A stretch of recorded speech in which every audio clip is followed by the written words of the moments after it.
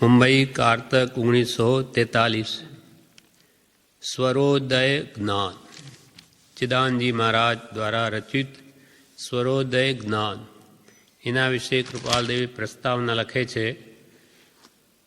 ए प्रस्तावना पूरी थई। हवे एमनी लखेली गाथाओ तेनो अर्थ करे छे। पहला ऊपर छे नमो जहठीय वत्थु वायणम। नमो जहठीय वत्थु वायणम। नमो नमस्कार हो। जैठीय जे स्थित छे वत्थु वायणम वस्तु स्वभाव में एवो अर्थ जणाय छे। क्यांय लखेलो मळतो नथी एटले एम जणाय छे के आ होई शके कदाच। वत्थु एटले वस्तु, नमो एटले नमस्कार, जहठीय एटले जे स्थित छे, वत्थु एटले वस्तु स्वभाव में एवा महात्माओने मारा नमस्कार। जे पोताना स्वस्वभाव में स्थित छे, विभावथी मुक्त छे, स्वभाव में रक्त छे, एवा महात्माओने मारा नमस्कार। नमो जहठीय वत्थु वायणम। हवे चिदानंदजी महाराजे लखेली आ सर्वोदय में गाथा पहली तेमां कृपालदेव एनो अर्थ करे। रूपातीत व्यतीत मळ पूर्णानंदीस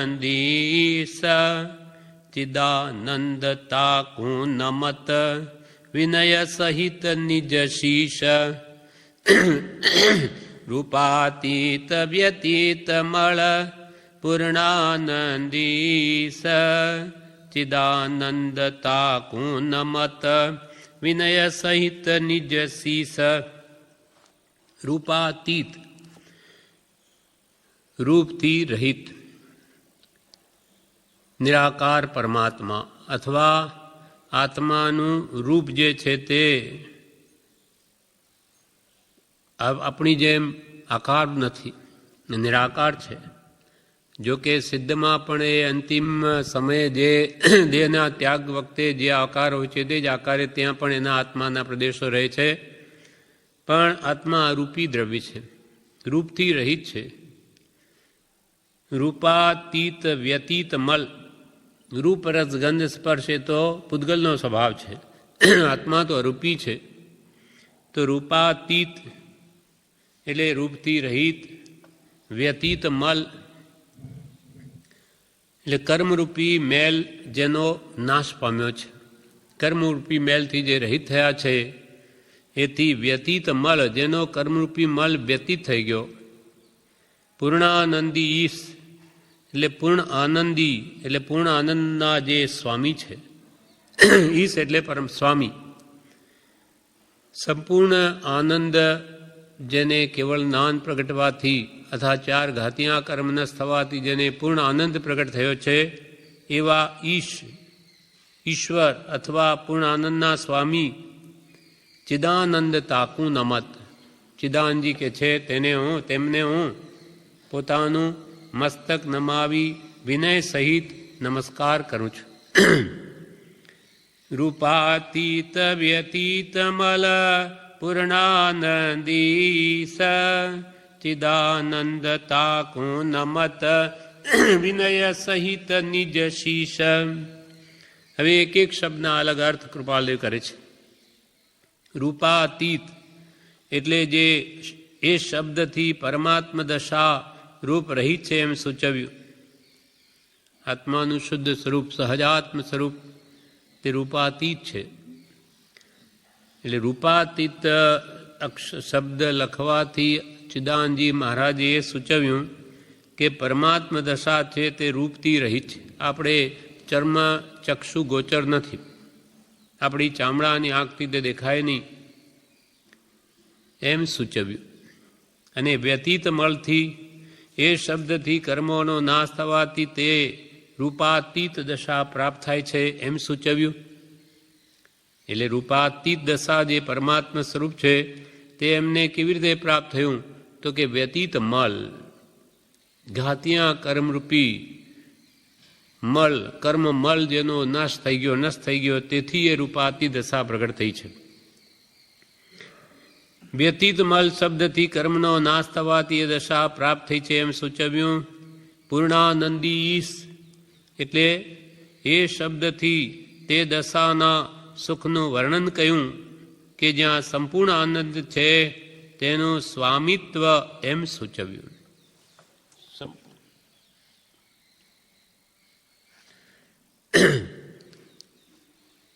એટલે તે જે પરમાત્મા દશા છે તે સુખથી પરિપૂર્ણ છે.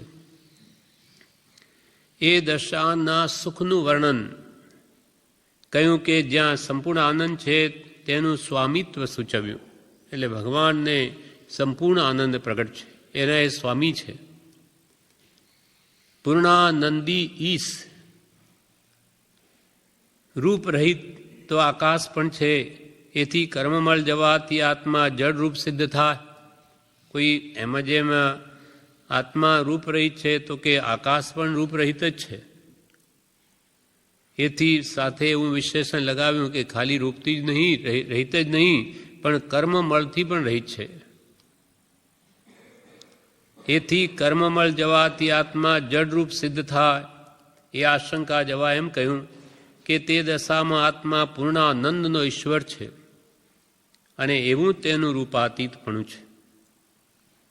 ચિદાનંદ તાકુ નમત એ શબ્દો વડે પોતાની તે પર નામ લઈને અનન્ય પ્રીતિ દર્શાવી.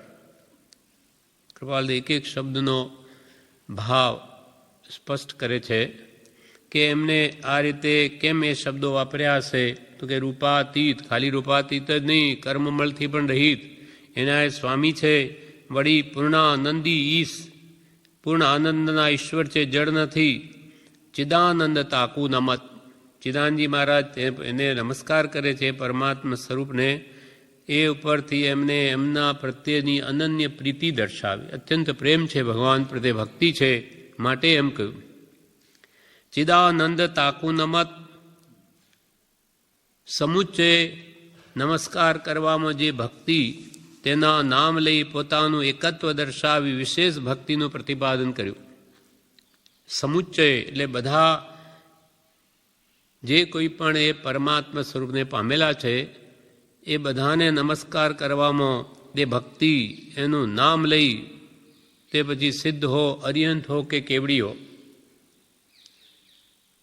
તેનું નામ લઈ પોતાનું એકત્વ દર્શાવી, એટલે પોતાના એકલાનું જ નામ લઈ વિશેષ ભક્તિનું પ્રતિપાદન કર્યું. ચિદાનંદ તાકુ નમત એમ કેમ કહ્યું? તો કે મને આ બધા પ્રત્યે વિશેષ ભક્તિભાવ છે એટલે હું નમસ્કાર કરું છું. વિનય સહિત એ શબ્દથી યથાયોગ્ય વિધિનો બોધ કર્યો. વિનયપૂર્વક નમસ્કાર કરે છે. ભક્તિનું મૂળ વિનય છે એમ દર્શાવ્યું. અને નિજ શીશ પોતાનું માથું નમાવીને એમ કહ્યું. એ શા માટે? તો કે એ શબ્દથી દેહના સઘળા અવયવોમાં મસ્તક એ શ્રેષ્ઠ છે અને એના નમાવવાથી સર્વાંગ નમસ્કાર થયો. એક તો આપણે આમ જ નમસ્કાર કરીને એક શીશ નમાવીને કરીએ તો કે જે શરીરનો સર્વ અંગોમાં શ્રેષ્ઠ અંગ તે મસ્તક છે અને એ નમાવવાથી બધા જ અંગો નમયા, બધા જ અંગ વડે નમસ્કાર થયો. તેમજ શ્રેષ્ઠ વિધિ મસ્તક નમાવી નમસ્કાર કરવાની છે એમ સૂચવ્યું. એટલે પોતાનો અંતરનો જે પરમ વિનય ભાવ છે એ મસ્તક નમાવીને સૂચિત કર્યો. નિજ આત્મ શબ્દથી આત્મત્વ જુદું દર્શાવ્યું. નિજ શીશ એટલે કૃપાલદે એ ભાવો એના આધ્યાત્મિક અર્થ સમજાવે છે. નિજ શીશ કેમ કહ્યું? નિજ કેમ શબ્દ વાપર્યો? તો કે નિજ શબ્દથી આત્મત્વ જુદું દર્શાવ્યું કે મારા ઉપાધિજન્ય દેહનું જે ઉત્તમાંગ છે તે શીશ છે. એટલે કર્મની ઉપાધિથી જન્મેલો એવા દેહ તેનું શીશ, અને નિજ શબ્દથી પોતાનું આત્મત્વ આ દેહથી જુદું બતાવ્યું. રૂપાતીત વ્યતીત મલ પૂર્ણાનંદી ઈશ ચિદાનંદ તાકો નમત વિનય સહિત નિજ શીશ.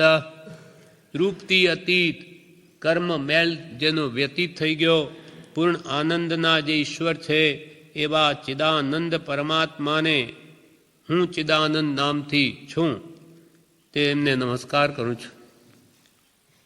ચિદ એટલે જ્ઞાન, આનંદ એટલે આત્માનો આનંદ, જ્ઞાનાનંદ, જ્ઞાનાનંદમય પરમાત્મા. અને બીજી રીતે પોતાનું નામ પણ સૂચવ્યું ચિદાનંદજી મહારાજ કે ચિદાનંદ તાકુ નમત વિનય સહિત, વિનયપૂર્વક વિધિપૂર્વક હું એમને મારું શીશ નમાવીને નમસ્કાર કરું છું. હવે બીજી ગાથામાં કે છે, પહેલાં તો આ સ્તુતિ કરી ભગવાનની, અને હવે આગળ ગ્રંથ સંબંધી કે છે, કાળ જ્ઞાનાદિક થકી લહિયા ગમય અનુમાન, ગુરુ કરુણા કરી કહત હું સુચિ સ્વરોદય જ્ઞાનમ. કાળ જ્ઞાનાદિક થકી, કાળ જ્ઞાન નામના ગ્રંથ વગેરેથી,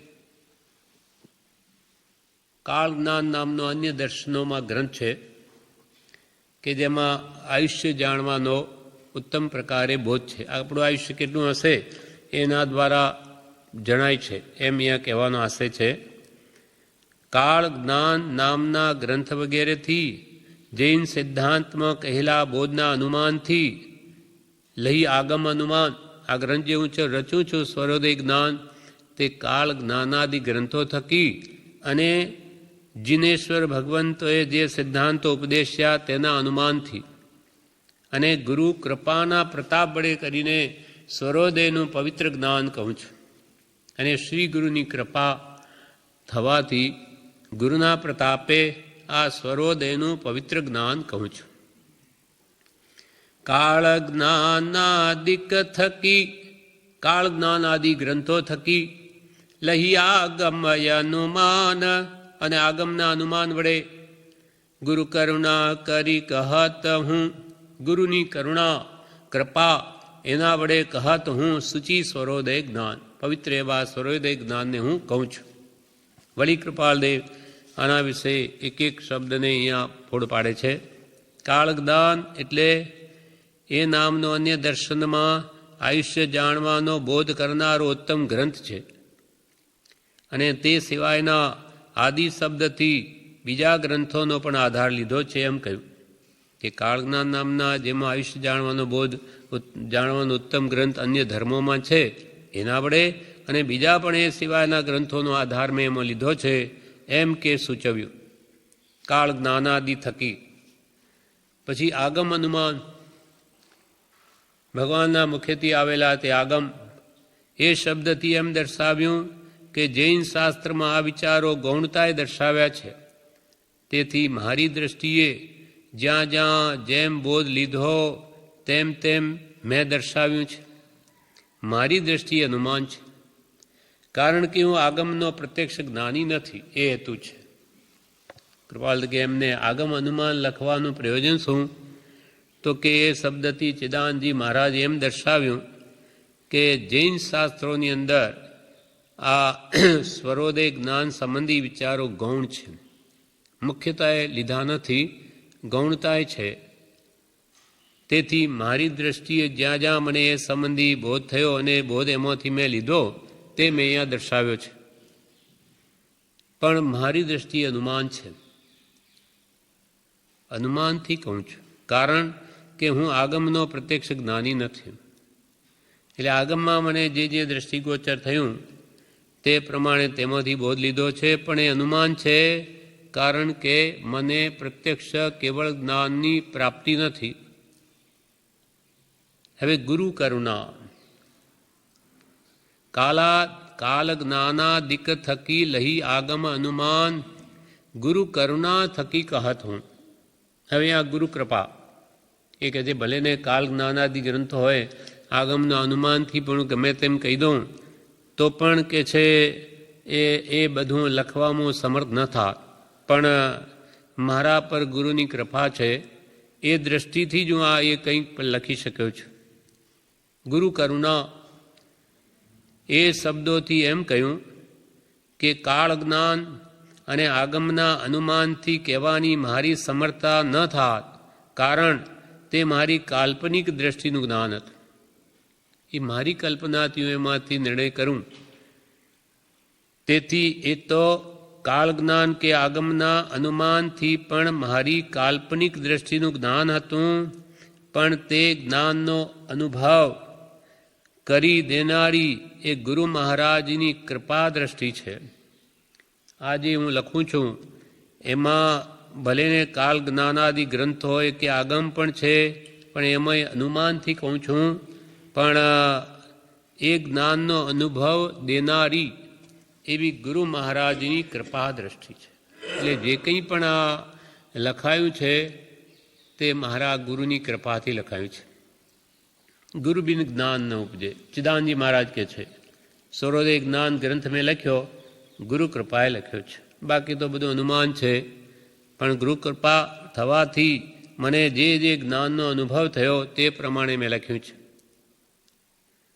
આપણે પણ ગાથા બોલીએ છીએ, દરખત સે ફલ ગીર પડ્યા, બુજી ન મન કી પ્યાસ, ગુરુ મેલી ગોવિંદ ભજે, મિટે નગર ભાવાસ. આનો અર્થ આ છે કે નદી કિનારે એક વૃક્ષ છે, એને દરખત સે ફળ ગીર પડ્યા, તેના ઉપર જે આવેલા ફળને પાણી પીવાની ઈચ્છા થઈ. એના ઉપરથી ભાવ સમજાવે આપને.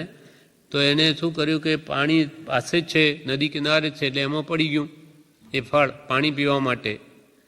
પણ દરખત સે ફળ ગીર પડ્યા, પણ બુજીન મન કી પ્યાસ, એ તો ત્યાં ખોવાઈ ગયું. પાણીમાં જ પડ્યું રહે તો શું થાય? સડી જાય. જેમ પેલી પાડીને પાણી પીવું તો નદી કિનારે ઉભેલી, એટલે માજીને વિચાર આવ્યો કે બિચારી તરસી છે, માર્યો ધક્કો, એ પાણી શું પીએ, ત્યાં જ મરી ગઈ, બહાર નીકળે કેમ? એમ દરખત સે ફળ ગીરે પડ્યા, પણ બુજીને મન કી પ્યાસ, તેમ ગુરુ મેલી ગોવિંદ ભજે, મિટે ન ગર્ભાવાસ. ઝાડને પાણી તો મૂળથી મળે છે, ફળોને. એ કંઈ ઉપરથી આમ ફળ પાણીમાં પડીને પાણી ન પી શકે, એના મૂળિયા વડે જ એને પાણી મળી શકે. તેમ આપણને પણ જ્ઞાન થાય તે ગુરુથી જ થાય. ગુરુ મેલી ગોવિંદને, ગુરુને મૂકી દે કે આપણે તો પરમાત્મા સ્વરૂપ પ્રાપ્ત કરવું છે, તો પરમાત્માને જ ભજીએ, ગુરુની શી જરૂર છે? આ વચ્ચે શા માટે? જેમ કે કેટલાય દલાલ હોય, આડતિયા હોય, જ્યારે માલ ખરીદવા જાય તો વચ્ચે શું કામ એમને રાખવા, સીધું જ આપણે લઈ લો. એનામાં ઉડતું એને નુકસાન છે. પેલો 1-2% આડતિયા લે, પણ એને ઘણો ફાયદો બીજો થઈ જાય, કેમ કે જાણે છે કયો માલ ક્યાં ઠીક મળે, સસ્તો મળે. એમ ગુરુ બધું જાણે છે, કે સદગુરુ જાણે કે ભગવાનને પ્રાપ્તિ કરવાનો શું ઉપાય છે, એ પોતાના અનુભવ વડે આપને બતાવે આપણને.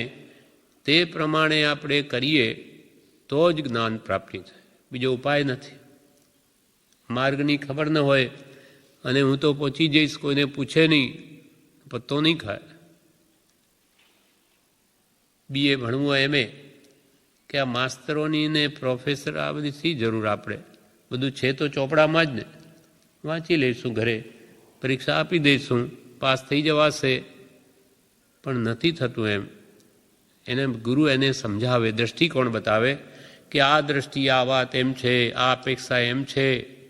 એટલા માટે કરોડોના ખર્ચા સરકાર પણ કરે, અને મા બાપ પણ અનેક પૈસાઓ ખર્ચીને પોતાના દીકરાઓને ભણાવે.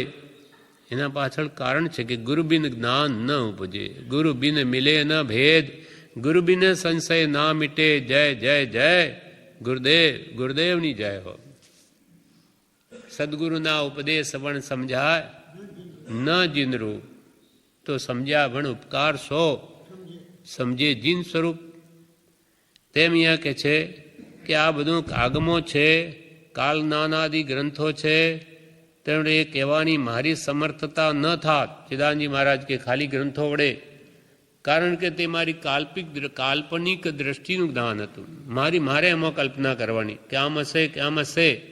પણ તે જ્ઞાનનો અનુભવ કરી દેનારી, તે જ્ઞાનને, શાસ્ત્રીય જ્ઞાનને અનુભવાત્મક બનાવનારી એવી જે ગુરુ મહારાજની કૃપા દ્રષ્ટિ, તેને લઈને આ કે ગ્રંથ હું લખી શક્યો છું. ચિદાનંદજી મહારાજ નાની પુરુષ હતા, જેના દર્શન પ્રભુને પણ થયેલા છે. તેમ દરખત સે ફળ ગીર પડ્યા બુજીને મન કી પ્યાસ, પણ ગુરુ મેલી સીધો ગોવિંદને ભજે. પરમાત્માને મીટે ન ગર્ભાવાસ, એનો ગર્ભાવાસ ન મટે, એટલે કે જન્મ મરણ ન મટે. આ બીજી ગાથાનો સ્ફુટ અર્થ કૃપાલદેવે કર્યો, ચિદાનંદજી મહારાજની ગાથાનો. હવે ત્રીજી ગાથા. હવે સ્વર સંબંધી કે છે, સ્વર કા ઉદય પીછાનીએ અતિથિરતા ચિત્તધાર, તાથી શુભાશુભ કીજીએ ભાવિ વસ્તુ વિચાર.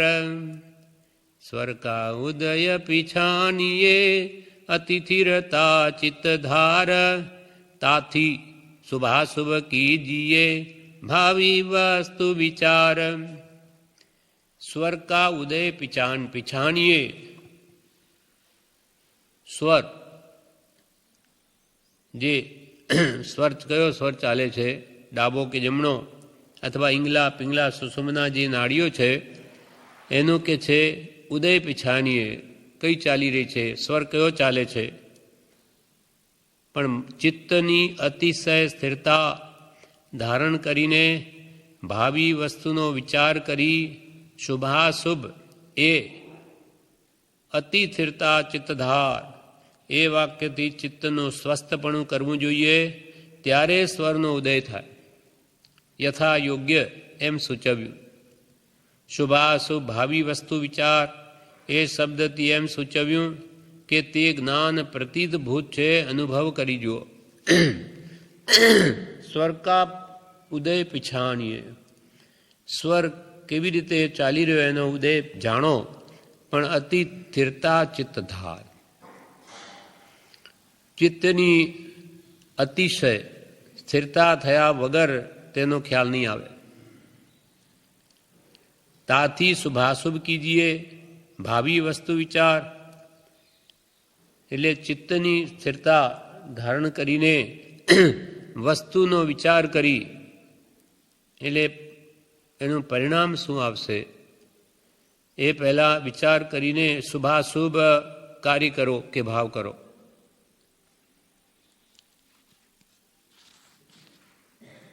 એનો લક્ષ્ય આત્માર્થે થવો જોઈએ, શુભ કે અશુભ. સ્થિરતા જે કરે, સ્થિરતા કરીને જો સાંસારિક પદાર્થ મેળવવાની ઈચ્છા હોય તો એ સ્થિરતા આત્માર્થ સાધક નથી. જેમ કે રાવણને રામ વચ્ચે યુદ્ધ મંડાયું ત્યારે રાવણ હારવા લાગ્યો, એટલે એને થયું કે હવે વિદ્યા સાધુ. એટલે એ જઈને ત્યાં 3 દિવસ સુધી વચ્ચે વિદ્યા સાધવા બેસે છે. વિભીષણ એના ભાઈ એ બધા રામ સાથે મળી ગયા છે, એટલે ક્યાં હશે શું હશે તો વિદ્યા સાધી કરે. એટલે લક્ષ્મણ એને વિદ્યા કેમ એ સિદ્ધ કરી લે, એટલે એને ત્યાં જાય છે અને મોકલીને પણ એની વિદ્યા એને કેમ ભંગ થાય, એનું ચિત્ત સ્થિર છે તે અસ્થિર કેમ થાય, એના માટે ખૂબ પ્રયત્ન કરે છે. ત્યાં મંદોદરીનું માથું કાપીને પણ આપી દે છે કે તારી મંદોદરીનું માથું કપાઈ ગયું, તો પણ એ સ્થિરતા તજતો નથી. લક્ષ્ય શું છે? વિદ્યા સાધ્ય કરવી છે, જીત મેળવવી છે. યુદ્ધનો લક્ષ્ય, એને આત્માર્થનો લક્ષ્ય નથી. એટલે ભાવિ વસ્તુ વિચાર. શા માટે આ ચિત્તની સ્થિરતા કરું છું? આના માટે તો કે એમાં આત્મલાભ નથી. અને એવી જ રીતે ચિત્તની સ્થિરતા શ્રી રામે કરી. શ્રી રામ જ્યારે આત્મ ધ્યાન કરતા હતા ત્યારે સીતાનો દેહ છૂટી ગયો, ઇન્દ્ર બનેલી છે, ત્યાં તો પુરુષ રૂપે છે, છતાં એને પેલો રાગ.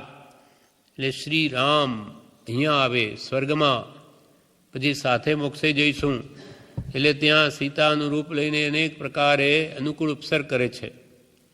પણ શ્રી રામનો લક્ષ્ય તો કેવળ જ્ઞાન પ્રગટાવવાનું છે, એના માટે સ્થિર થયા છે.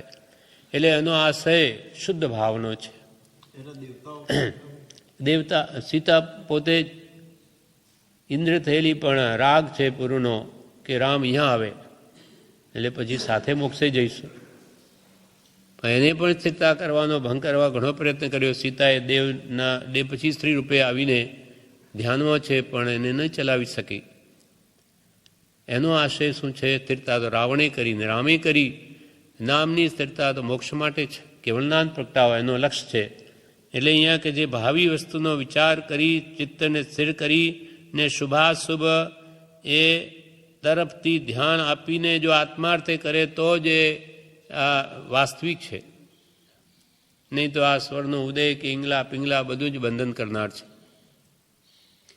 સ્વર કા ઉદય પિછાનીએ અતિથિરતા ચિત્તધાર તાથી શુભાશુભ કીજીએ. શુભ કે અશુભ ચિત્ત સ્થિર કરીને કીજીએ, પણ ભાવિ વસ્તુ વિચાર.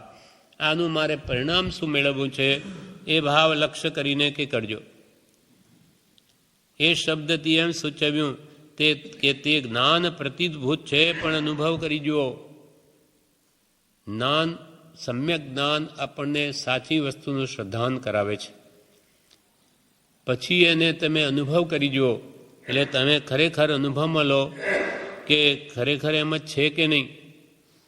વર્તન કરો તે પ્રમાણે તો તમને આત્માનંદ પ્રગટે છે કે નહીં. તાથી શુભાશુભ કીજીએ ભાવિ વસ્તુ વિચાર.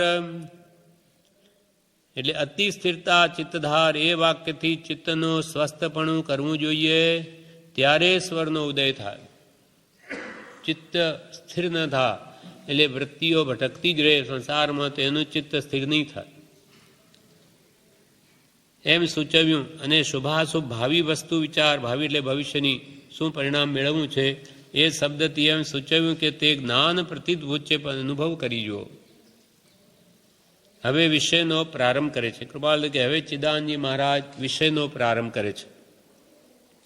નાડી તો તન મેં ઘણી પણ 24 પ્રધાન તામે નવ પુનિતા હું મેં તીન અધિક કર જાન. નાડી તો તન મેં ઘણી.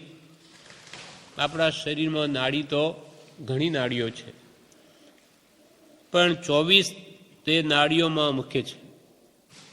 પણ નાડીઓમાં અનેક નાડીઓમાંથી 24 નાડીઓ મુખ્ય છે. તેમાં વળી 9 મુખ્ય, 24માંથી 9 મુખ્ય, અને તેમાં પણ વિશેષ તો 3 છે. તેમાં વિશેષ 3 જાણ. નાડી તો તન મેં ઘણી પણ 24 પ્રધાન તામે નવ પુની તાહુ મેં. નવ પુની ફરી તાહુ મેં, તેમાં 3 અધિક કર જાન. તેમાં પણ મુખ્ય 3 નાડી. હવે તે 3 નાડીના નામ કે છે. ઈંગલા પિંગલા સુસુમના એ તીનું કે નામ ભિન્ન ભિન્ન અબ કહત હું તાકે ગુણયરુધામ. 3 નાડી મુખ્ય. એનું એકનું નામ ઈંગલા, બીજાનું નામ પિંગલા, ત્રીજાનું નામ સુષુમના. એ તીનું કે નામ ભિન્ન ભિન્ન અબ કહત હું. હવે તેના જુદા જુદા કહત હું કહું છું. શું? ગુણ અરુધામ. એટલે નાડીઓના જુદા જુદા કયા ગુણ છે અને તેને રહેવાના સ્થળ કયા કયા છે તે કહું છું. ભિન્ન ભિન્ન અબ કહત હું તાકે ગુણયરુધામ. હવે આ વાત એટલી કરી. હવે આગળની ગાથાઓથી જે સ્થિરતા લાવવી છે, ધ્યાન કરવા યોગ્ય એટલે સ્થિરતા કરવા યોગ્ય ભૂમિકા એટલે યોગ્યતાનું વર્ણન કરે છે. આ પ્રકારની યોગ્યતા આવશે તો જ ચિત્ત સ્થિર થશે. તે હવે કે છે અલ્પાહાર નિદ્રા વસ કરે. અલ્પાહાર નિદ્રા વસ કરે હેત સ્નેહ જગથી પરિહરે. લોક લાજ નવી ધરે લગાર એક ચિત્ત પ્રભુથી પ્રીત ધાર. ચિત્ત સ્થિર કરવું હોય તો શું કરવું? તો કે અલ્પાહાર. અલ્પાહાર કરવો. નિદ્રાને પણ વશ કરવી. જ્યારે પોતાની ઈચ્છા હોય ત્યારે જ એટલો જ આરામ કરે. વિશેષ નહીં, એને વશ કરીને મહાત્માઓ કલાક 2 કલાક સુધી એટલી અલ્પ નિદ્રા સુધી લાવી શકે છે. જેમ કે બ્રહ્મચારીજી માત્ર 1.5-2 કલાક સૂતા હતા. ધીમે ધીમે અભ્યાસ કરીને એટલી શક્તિઓ કેળવે કે નિદ્રા એને વશ હોય. અલ્પ આહાર નિદ્રા વશ કરે, હેત સ્નેહ જગથી પરિહરે. કૃપાલદેવ આ બધાનો અર્થ કરે છે. અલ્પ આહાર કરનાર, નિદ્રાને વશ કરનાર એટલે નિયમિત નિદ્રાનો લેનાર, જગતના હેત પ્રીતથી દૂર રહેનાર, કૌંસમાં કાર્ય સિદ્ધિથી પ્રતિકૂળ એવા કારણોથી દૂર રહેનાર, જગત પ્રત્યે પ્રીતિથી દૂર રહેનાર, જગત પ્રત્યે પ્રેમ ન કરે અને લોકની લજ્જા જેને નથી, જે આત્માનું કાર્ય કરવામાં લોકો આડા આવતા હોય તો તેને ગણે નહીં. લોકની લજ્જા જેને નથી, ચિત્તને એકાગ્ર કરીને પરમાત્મામાં પ્રીતિ ધરનાર તે જ ચિત્તને એકાગ્ર કરી શકે છે. એટલે આ ગુણો જેનામાં હશે તે જ ચિત્તને સ્થિર કરી શકશે. એના માટે કૃપાલદેવે પોતે પણ 25મા પત્રમાં કહ્યું, અલ્પ આહાર 25મા પત્રમાં કૃપાલદેવ પોતે લખે મન વશ કરવાના સાધનો. હા, અલ્પ આહાર, અલ્પ વિહાર, અલ્પ નિદ્રા, નિયમિત વાચા, નિયમિત કાયા અને અનુકૂળ સ્થાન એ મનને વશ કરવાના ઉત્તમ સાધનો છે. કેમ કે મન વશ ન હોય, મન ભાવ મન આત્મા પોતે જ છે, એ વશ ન હોય તો ચિત્ત સ્થિર ન થઈ શકે. પણ કે એના માટે આ કારણો છે. અલ્પ આહાર કરે, અલ્પ વિહાર કરે. આહાર અલ્પ હોય તો એને બહુ હરવા ફરવાની જરૂર નથી. પેટમાં પડ્યું હોય, બહુ ભારે હોય તો એને હલનચલન બહુ કરવું પડે. આહાર જ એટલો લે. વિહાર એટલે ફરવું. અલ્પ આહાર, અલ્પ વિહાર, અલ્પ નિદ્રા. ખોરાક વિશેષ ભારે ખાય તો એને નિદ્રા પણ વિશેષ આવે. નિયમિત વાચા, માપસર બોલે, હિત મિત અને પ્રિય બોલે એ પણ થોડું બોલે. અને નિયમિત કાયા, કાયાનું પણ સંયમન રાખે. અને અનુકૂળ સ્થાન એટલે જેથી મન એકાગ્ર થાય એવા સત્સંગ આદિ સ્થાનોમાં રહે અથવા એકાંતમાં રહે કે જે એ અનુકૂળ સ્થાન છે. એ બધા કે છે મનને વશ કરવાના ઉત્તમ સાધનો છે.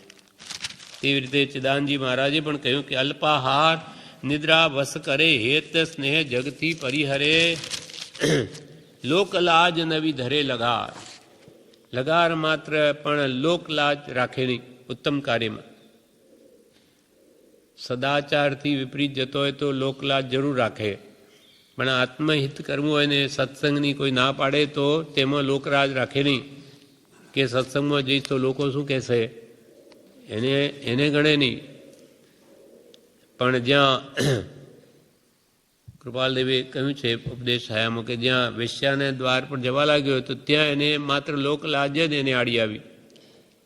એ લોકો શું કહેશે, તેને ભગવાનની આજ્ઞાનો ભય ગણ્યો નહીં, પ્રતિજ્ઞાનો ભય ગણ્યો નહીં, પણ ત્યાં લોકલાજ આડી આવી. લોકો શું કહેશે, એટલે એવામાં લોકલાજ રાખવી. પણ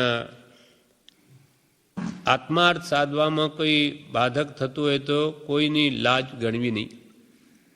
લોકની લજ્જા જેને નથી અને ચિત્તને એકાગ્ર કરીને પરમાત્મામાં પ્રીતિ ધરનાર, પરમાત્મા પ્રત્યે પ્રેમ હોવી જોઈએ, ભક્તિ હોવી જોઈએ એનામાં, તેનું ચિત્ત સ્થિર થાય.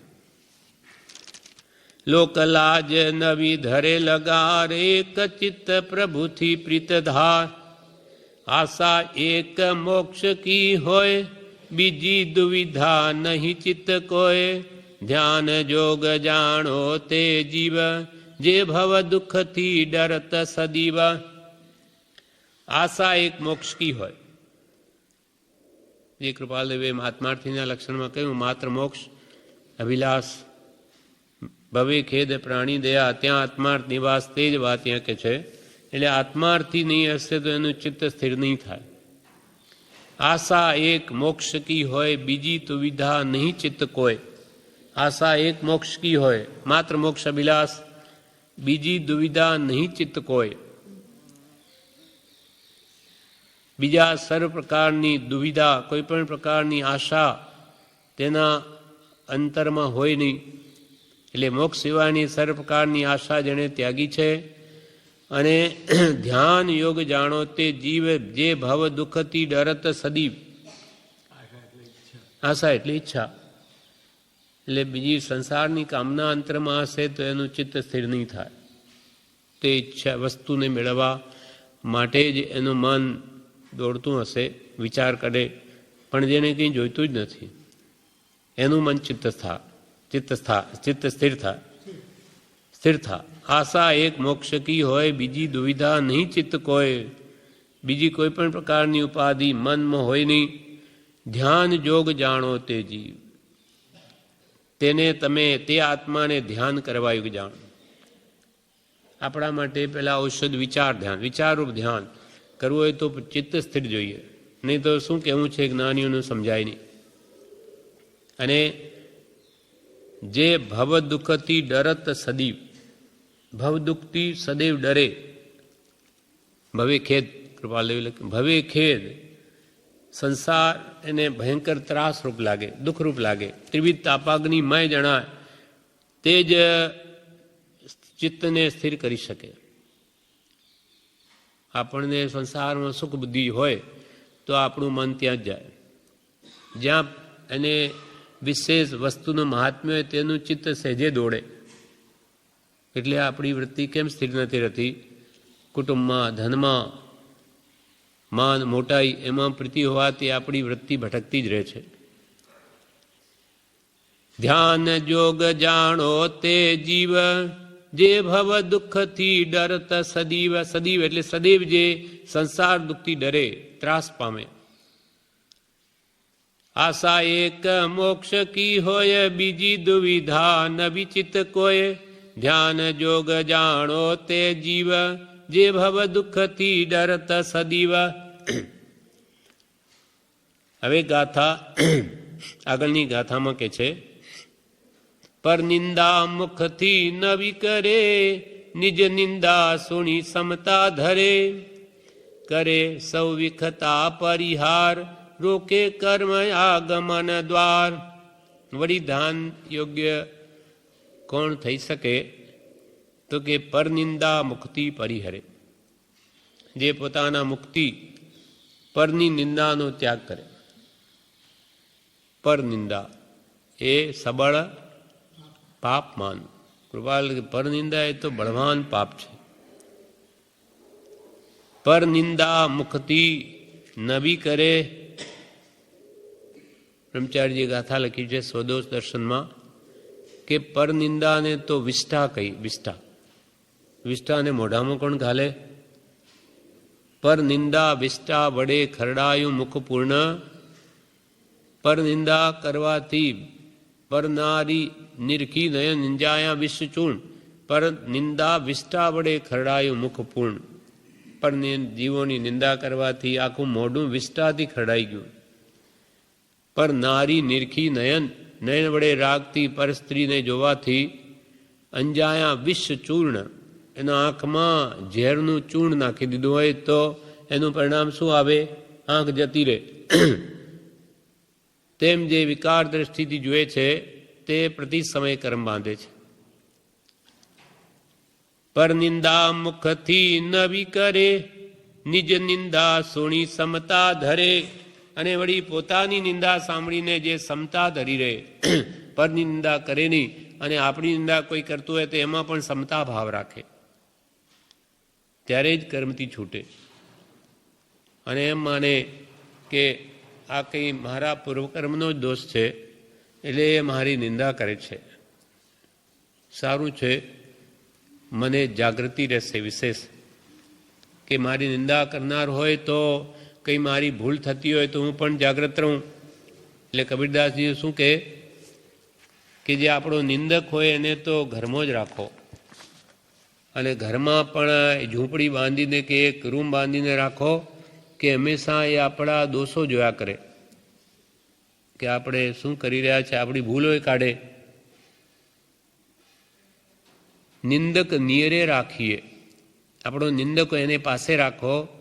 આંગન કુટી છવાય, આપણા આંગણામાં જ કુટી એટલે કુટિયા બનાવી અને એને આપો કે ભાઈ તમે અહીંયા રહો.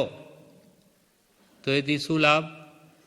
તો કે બિન પાણી સાબુન બિના નિર્મલ કરે સ્વભાવ. પાણી અને સાબુ વગર જ આપણો સ્વભાવ શુદ્ધ કરી દે. આપણા દોષો એ કયા કરે એટલે આપણને આપણા દોષો જણાતા નથી એટલે બતાવે એટલે એ દોષો આપણે દૂર કરી શકીએ. એટલે કે નિંદકને તો બુરું નહીં માનવું. હવે આવું સવણું લઈ લઈએ તો આપણું ચિત્ત સ્થિર રહે, નહીં તો કે આ મારી નિંદા કરશે એવો ભાવ હોય તો ચિત્ત સ્થિર નહીં રહે. નિંદક નિયરે રાખી આંગન કુટી છવાય, બિન પાણી, પાણી જ વગર, બિન પાણી સાબુન બિના નિર્મલ કરે સ્વભાવ. આપણો સ્વભાવ શુદ્ધ કરી દે. પર નિંદા મુક્તિ નવી કરે, નિજ નિંદા સુણી સમતા ધરે, કરે સૌ વિખતા પરિહાર. વિખતાનો પરિહાર કરે. કૃપાલે લખે એના વિશે સ્ત્રી, આહાર, રાજ, દેશ ઇત્યાદિ સર્વ કથાનો જેણે છેદ કર્યો છે. રાજકથા, દેશકથા, સ્ત્રી કથા, ભોજન કથા એ ચારે વિખતા છે. એનો જેણે પરિહાર કર્યો છે, છેદ કર્યો છે. કરે સૌ વિખતા પરિહાર, રોકે કર્મ આગમન દ્વાર. કર્મને આવવાના દ્વાર કયા કયા છે? મન, વચન ને કાયા. આ ત્રણ આશ્રમના દ્વાર છે. કર્મ સાથે આવે છે મન, વચન, કાયાના યોગથી. એટલે મન, વચન, કાયાના યોગની પ્રવૃત્તિને રોકે. મનના સંકલ્પ વિકલ્પને રોકે, કાયાથી પણ સ્થિર થવાય છે ને વચનની પ્રવૃત્તિ પણ રોકે. અલ્પ મૌન રહી શકે તો સર્વશ્રેષ્ઠ, નહીં તો કંઈ પણ બોલવું હોય તો અલ્પ શબ્દોથી વ્યવહાર ચલાવે. એમ રોકે કર્મ આગમન દ્વાર, એને કર્મને પ્રવેશ કરવાના દ્વાર જે અશુભ મન, વચન, કાયા તે જેણે રોકી રાખ્યા છે. આ બધા અહીંયા એક ચેપ્ટર પૂરું થાય છે એટલે અહીંયા ચોકડી મૂકી છેલ્લે. એટલે આટલી એ 3, 5, 6, 7, 8 ગાથાના અર્થ કૃપાલદેવે કર્યા ચિદાનંદજી મહારાજની સૂર્યોદય જ્ઞાનના. એટલે ધ્યાન એ વસ્તુ કર્મ નિર્જરા કરવાનો બળવાન ઉપાય છે, પણ એ જ્યાં સુધી આ યોગ્યતા નહીં આવશે ત્યાં સુધી એ ધ્યાન આવશે જ. આત્મધ્યાન તો આત્મજ્ઞાન થયા પછી છે, પણ ચિત્ત એકાગ્ર થાય તો બળવાન નિર્જરા થાય, વસ્તુ તત્વ સમજાય. પણ એના માટે પણ અલ્પ નિદ્રા અને જગતથી પ્રીતિ ઓછી કરે, લોકલાજ આત્માર્થમાં ગણે નહીં અને આશા માત્ર મોક્ષની જ રાખે. સંસાર ભયરૂપ ભાષે, સંસારના દુઃખથી જે ડરે, પરનિંદા નવી કરે, નિજિંદા સુનીને સમતા ધરે, વિખતા કરે નહીં, મન, વચન, કાયાના યોગને રોકે. આવી રીતે જે કે છે આવી યોગ્યતા જે કેળવશે તેના ઉત્તમ સ્વરનો ઉદય થશે, ચિત્ત સ્થિર થશે અને એને જ આ ઈંગલા પિંગલા સુષુમ્ના નાડીના જે લાભ છે તે સમજાશે. એટલે પહેલાં આ ભૂમિકા એટલે યોગ્યતા તો આટલી જોઈશે. યોગ્યતા વગર સિદ્ધિ પ્રાપ્ત નહીં થાય. આ પ્રમાણે વિશેષ આગળ આના વિશે જો જણાવ્યું છે જે આપણે આવતીકાલે લઈશું.